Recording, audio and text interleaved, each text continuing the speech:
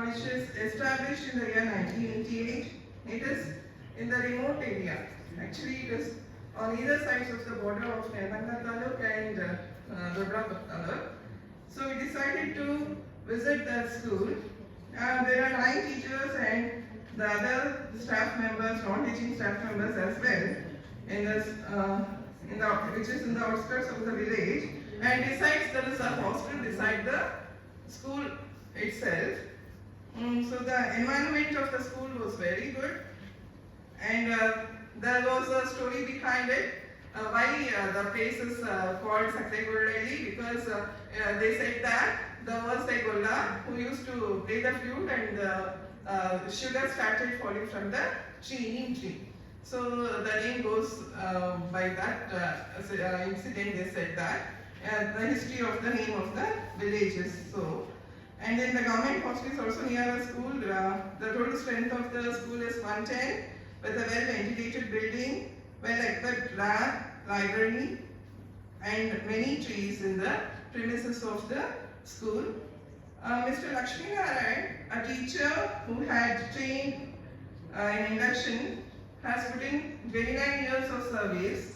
His service in high school is for 4 years, and the objectives for the research is to extend the support to the promoted teachers, bridging the gap to enable a smooth transition in the teaching and learning process, effective teaching strategies to explore hotspots of prose, poetry, and various areas of language use, enabling teachers to equip themselves with recent trends in English language teaching, to find out the challenges and difficulties, to know the impact of induction training on the professional development of teachers, to know the teacher's ability to teach before and after the training.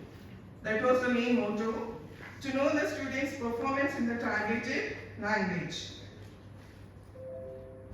Research, design and methods, as we all know, had taken place with the collaboration of RIC with the DSCRT, which initiated the program to establish a district resource team to observe the implementation of induction modules at the school level. We visited schools in teams and took their quality and quantity-based achievement reports.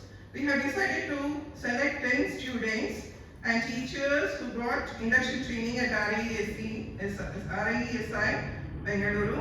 We have selected students to validate their knowledge, both oral and in written. We visited the school at 9:30 a.m. and we were there monitoring right from the prayers, and then we visited the class. We observed the classroom teaching of Mr. Lakshmi Narayana.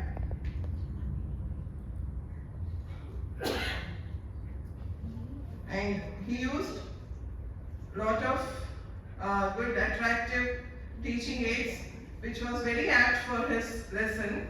The topic that he selected was letter writing, which we felt was a bit easier one.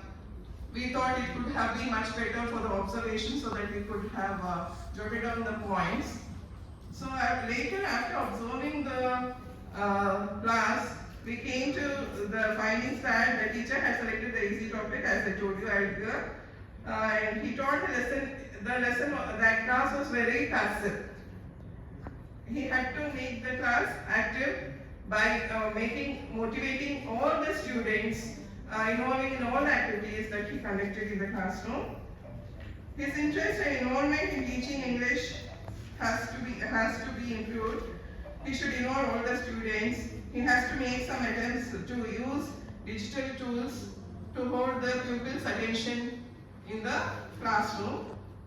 He must use more English during the class, because he was using most of the time regional language, which is not encourageable. He must use activities that are suitable for the targeted language to involve all the students. He has to improvise his skills and knowledge to get effective results in his teaching. By visiting the school, we conclude that the teacher, whoever gets training, has to go and work on it and make it a point that we collect and do all the things that has been told in the training, and we carry out in the same way, so that we can develop the English language in the children. Not only the interest but also the learning takes place. Thank you.